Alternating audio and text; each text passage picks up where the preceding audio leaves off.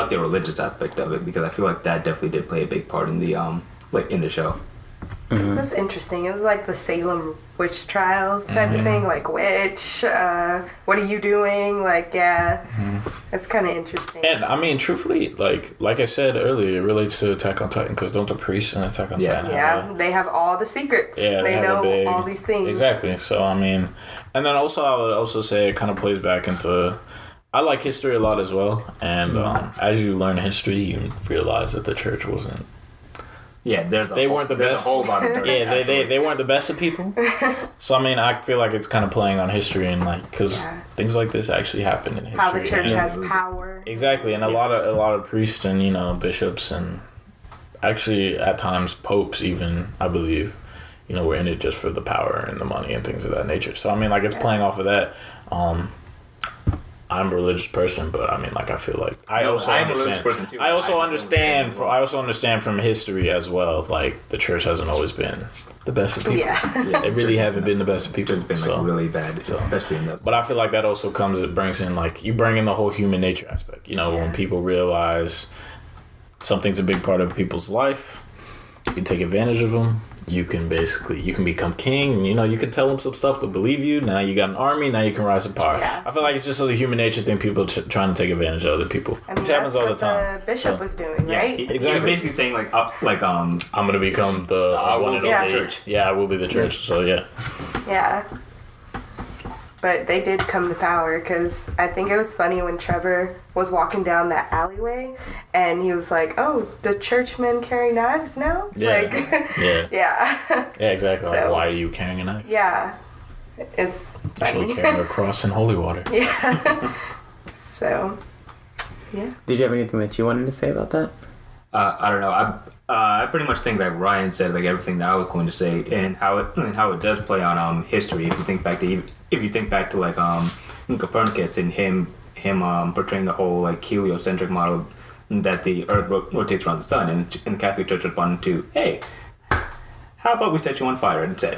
Yeah. but yeah, they did do the church and the Catholic Church, they did do in the Christian church as well, they did do a whole lot of things because they not even I think because they believed it of the devil, but because they believed to keep life simple, and they even said it in that animes, like life is much better kept simple and pure, and with people like not asking too many questions. So like that was a motive back in those days, like to punish those who asked too many questions, or who got too close to some other truth, in order to keep people in a sense subjugated. Some I think may have genuinely believed that. Some I think were in it for their own agenda and own vendetta, and to rise to power as well.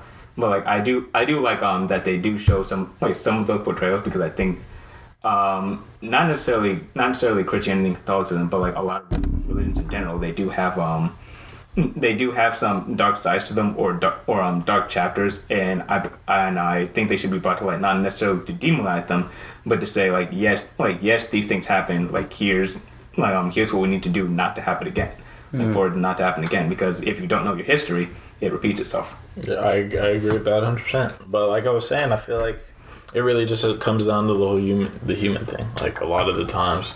Power, and you think about a lot of these other shows that do depict like the kind of past, like Game of Thrones as well. It's depicting like kind of, and the church at the time is like religious people had power at that time. Yeah. They had serious power, and I felt like it was they kind of used it to kind of keep people subdued, and yeah, that's the way to the people. Exactly. So I mean, like they believed one thing, and if you kept, I mean, like I feel like it kind of goes to the.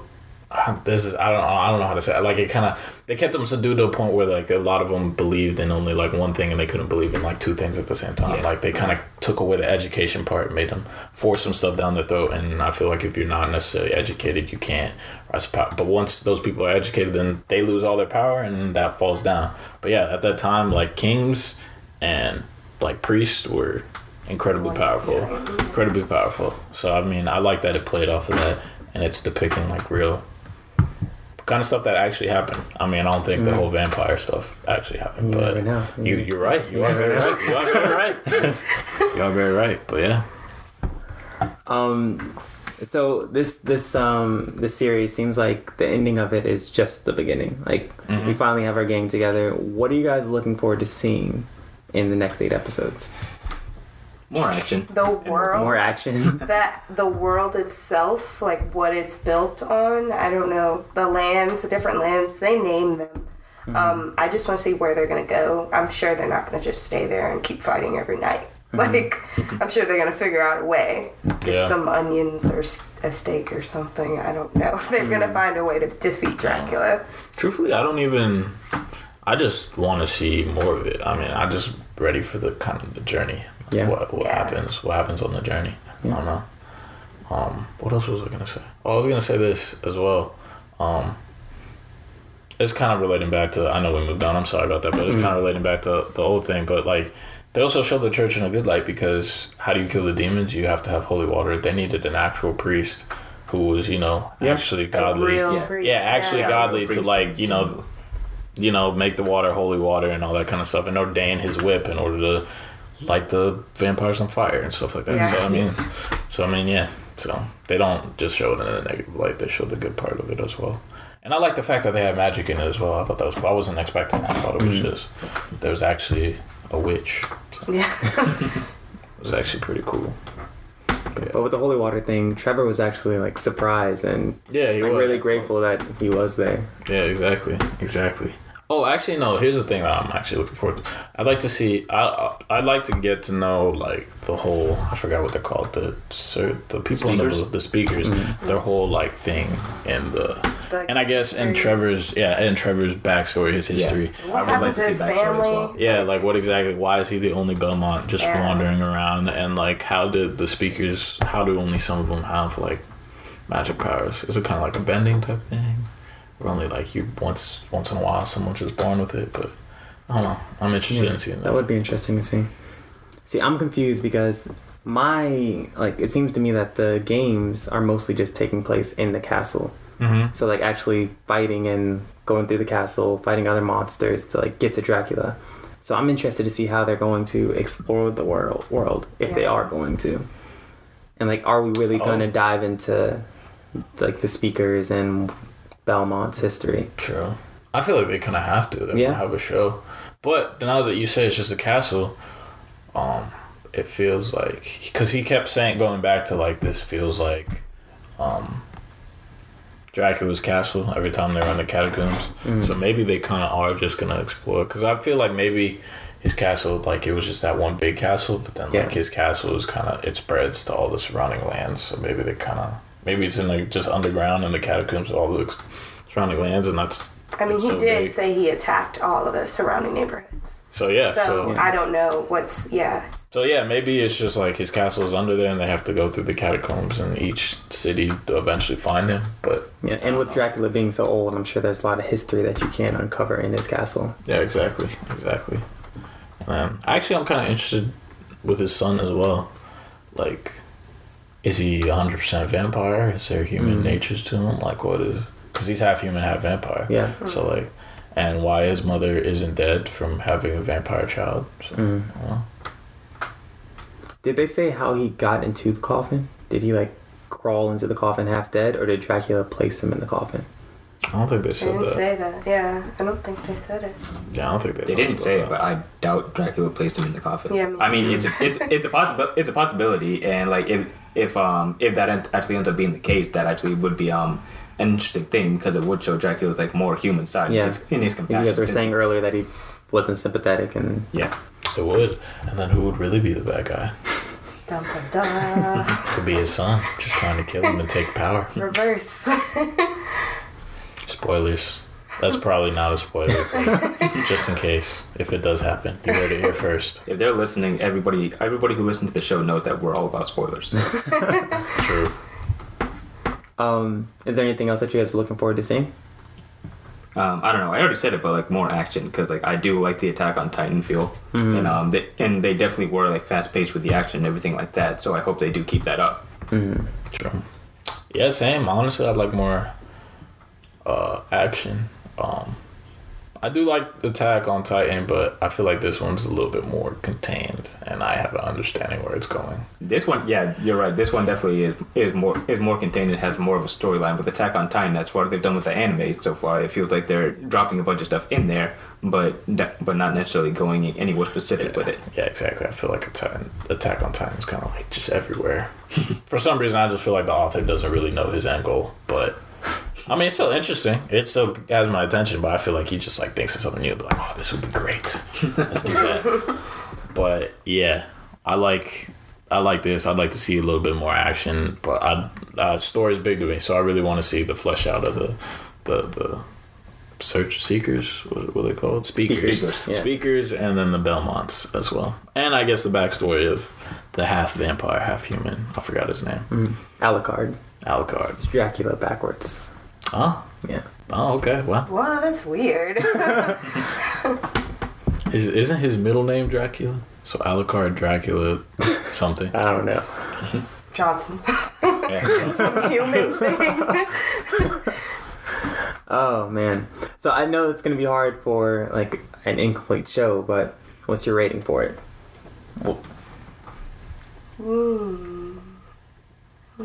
Oh, that's difficult. Yeah. That's difficult. I mean, I did like it a lot. So I would say, as of right now, I'll probably give it 7.9. Nah, 7.98-ish. I thought we were going to have our first 10. Nah, like the way that you guys are hyping it up. I couldn't give it a 10. 7.98. I can't give it a perfect 10, but I would say it's up there. It's high 8s, low 9s for me. For me, I would say 7.98. Well, I mean, just because like I don't know what's gonna happen. Like I really enjoyed those first 4 episodes, but like I feel like I need more story. Yeah, I definitely need more story because I love the first episodes that they put out. But if this turns out to be something that they ended up doing with like Sword Art Online or Soul Eater, whereas like they have a really good first season and like a good. Let's not worry about that. Yeah. Let's not have a what if. Like just what you watch. What do you think about that? I mean, what I watched. Okay, so based on just what I watched, all right. Based on just what I watched, I would give it a 9. Okay. Yeah, based off what I watched, I would give it like a 9.4. But again, I need more. 9.4. 0.4, not 0.5. He said 9.4. But again, like Ryan was saying, I need more because I don't want to be like very very anxious and excited for like what's going to happen next, and then it becomes trash. And then it be trash. Like Sword Art Online, I feel like That's an anime. This mimics anime style. It mimics anime. It's a whole different ballgame. Okay. We can't compare it. I don't think we can compare it. So yeah. So 9.4. 9.4 and a 9. I'll say 9 based on what I've just seen. But like he said, I feel like I need a little bit more because I don't want like yes, this is great, and I'm just like damn, the rest of this is trash. Yeah. So, but yeah, right now it's a 9 for sure.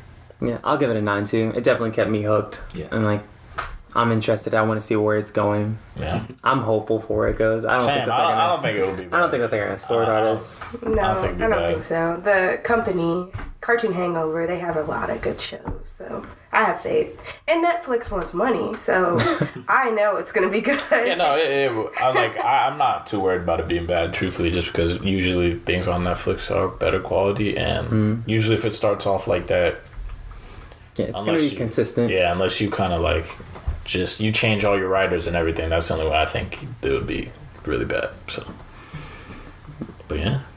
So let's get a number out of you. Oh, I say 9.8. 9.8. Not getting that 10. Yeah. No, not getting that 10. Hopefully, when the next 4 episodes come out, we'll get the first 10. But all right, that's everything. Y'all are all set. All right. Well, thank you for joining us for the 9th episode of the Black Experience podcast. I've been your host, Jordan Jones. Aisha. David. Ryan. All right. Thanks for watching.